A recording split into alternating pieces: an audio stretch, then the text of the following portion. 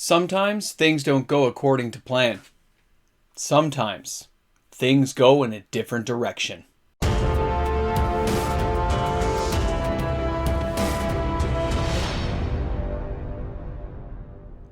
Players are spending money, but just not where you would expect it to be spent. Welcome back everyone, MTG Moxman here, and thanks again for hanging out with me on the channel today. I hope you're having a fantastic day wherever you are in the world of Magic.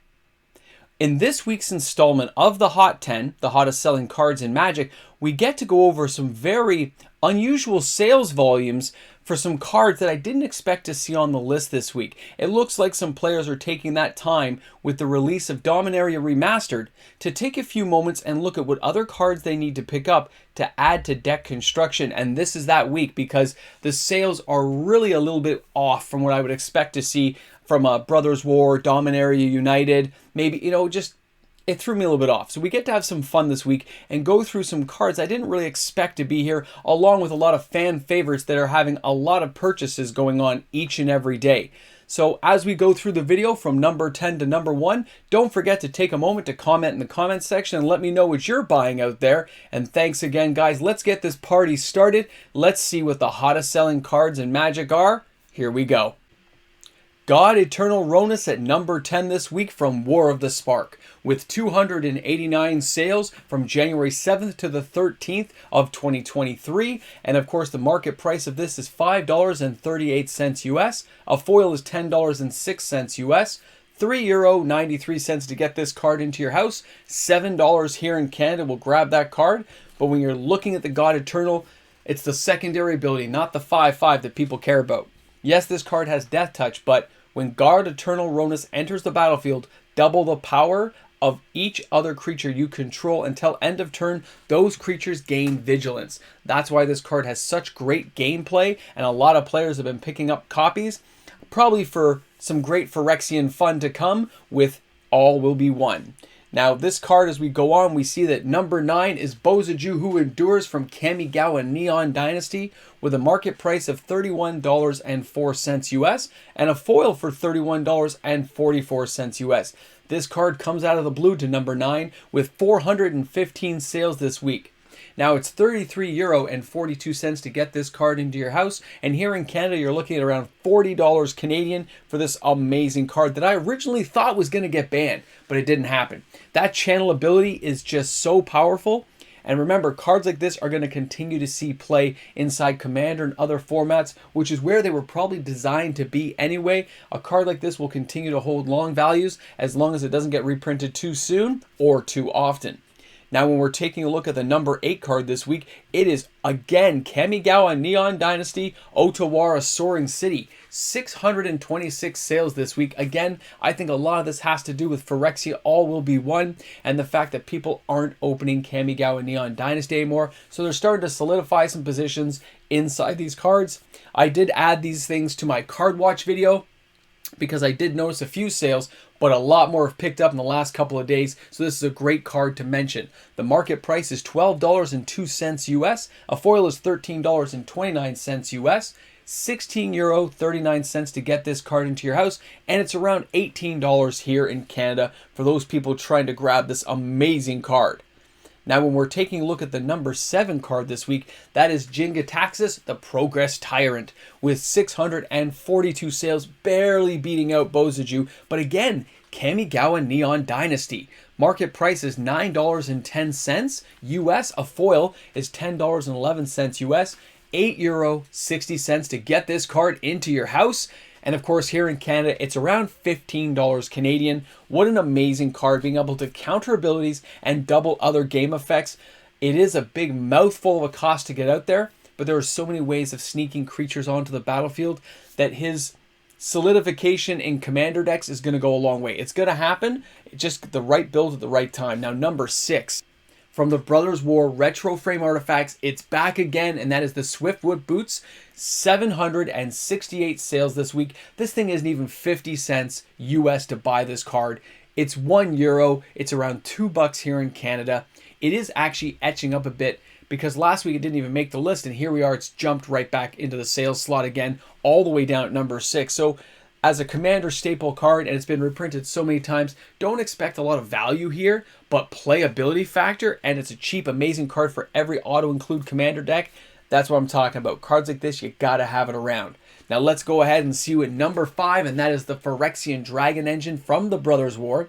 950 sales this week, January 7th to the 14th of 2023. Yeah, I got a few more sales in on that one.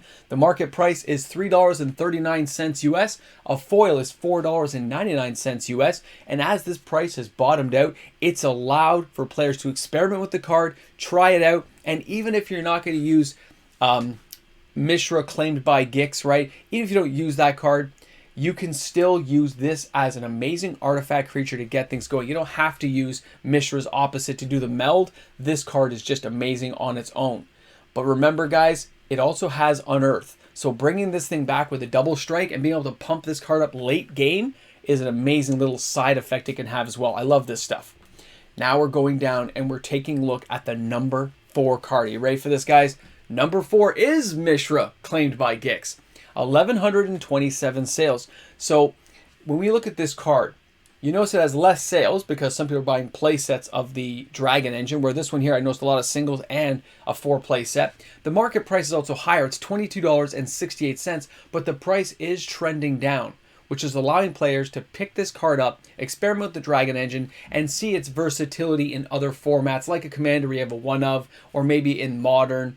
Trying some things out to see how it goes is a lot of the fun of brewing in Magic. I love doing it myself. Now, a foil cost on this is $29.80 US. It's around $30 here in Canada, US. And oh, I said US. In Canada. Sorry, it's that Saturday morning stuff. And then, of course, it's €14.08 to get this card into your house. But this one serves an extra purpose. It is a 3/5 for 4. But whenever you attack, that life gain and life drain can be amazing when you mix it with a whole bunch of token creatures. Keep that stuff in mind. Be prepared for it on the battlefield because it's coming to get you. And that, of course, is Mishra. Now we're going ahead, and out of nowhere comes the Haywire Might. Back in action again. And I'm starting to wonder why it popped up, because it had bounced right off the list last week. And now it came throttling back all the way to number 3. 1,260 sales this week. Market price of $1.64. You can see the uptick there. €1.23 to get this card into your house. And of course, here in Canada, it's around $2.50 a copy. Now remember, this card will have playability because it can exile those really pesky enchantments and of course, artifacts. This is one of those things you're looking at saying, what's coming up in Phyrexia? Things like that Silex, they're going to have some play, and that's what players will be looking to do. I'm very interested to see how much play this card gets because I'm seeing quite a bit of it locally, and I want to see if it sees some major wins in tournaments. Now let's get down there and check out the number 2 card, and of course, it's Urza, the Lord Protector. The card is trending down. It's becoming cheaper to buy, and yet the sales are still strong as it's falling.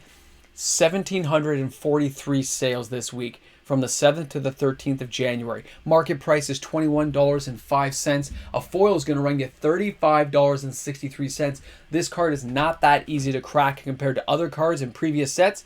Keep that stuff in mind. It will get reprinted, of course, at some point, but this card I don't think is going to get a reprint for a while. It's going to hold some value, something to keep an eye on. And of course, €18.91 to get this card into your house. And when you look at a card like this, I've said as soon as I saw the spoiler when this set was being released, it's 3 for a 2/4 legendary. It lowers casting costs of spells. You can use this with other cards like the Djinn. This is a great card. You build this in the right deck, you can get some crazy artifacts, instants, sorceries going. Love this kind of stuff, guys. And of course, with like the Incubator and stuff and Remastered coming out, it started making me think of crazy combos.